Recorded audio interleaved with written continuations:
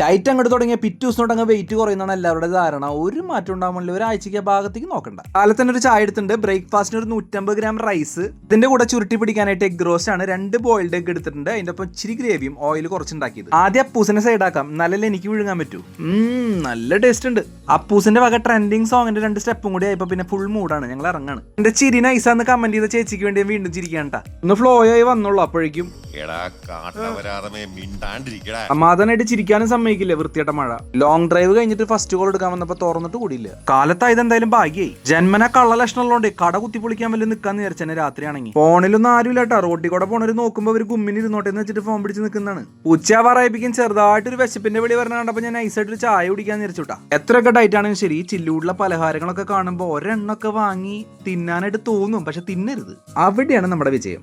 ഈ long drive ഒക്കെ സ്കൂട്ടറിൽ പോയി കഴിഞ്ഞാല് നടുടിയും ഒരു രക്ഷയില്ല. കുറച്ച് റെസ്റ്റ് എടുത്തിട്ട് പോകാനായി. പിന്നെ ഉച്ചയ്ക്ക് 2 മണിക്ക് ആയിപ്പിക്കും വിശന്നു. എന്നാ പിന്നെ ഉച്ചയ്ക്ക് കഴിക്കാൻ വേണ്ടി കൊണ്ടുവന്ന 2 റോബസ്റ്റ് പഴങ്ങ് കുത്തിക്കയറ്റാന്നായി ഞാൻ.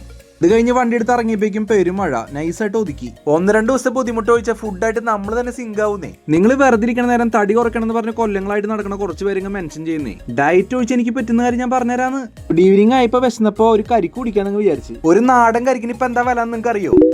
പക്ഷെ എനിക്കറിയില്ലായിരുന്നു മക്കളെ. ഇളം മഴയും കൊണ്ട് വൈകുന്നേരം വീടെത്തിയപ്പോ ഒരു ചായ ഉണ്ടാക്കി കുടിക്കാന്ന് വിചാരിച്ചു. അപ്പണ്ടാ വിരുന്നുകാർക്ക് മാത്രം കുടിക്കാൻ മാറ്റി വെച്ച കപ്പ് കണ്ണിപ്പെട്ടെ. എന്നാ പിന്നെ അതിൽ എന്നെ കുടിച്ചിട്ട് കാര്യമുള്ളൂ എന്നായി ഞാൻ. രുചിയിൽ വലിയ മാറ്റൊന്നുമില്ലല്ലോ. എനിക്ക് ഒരേ സമയത്ത് ഒരേ ആഗ്രഹമാണ്.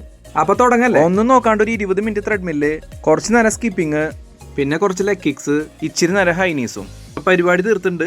ഇനി കുറച്ച് നേരം റെസ്റ്റ് എടുത്തിട്ട് ഫുഡ് അടിക്കാം. 3 മുട്ടയുടെ വെള്ള, 100 ഗ്രാം സ്വീറ്റ് പൊട്ടറ്റോ. അപ്പൊ ഫോളോ അടിച്ചോ. നാളെ കാണാം.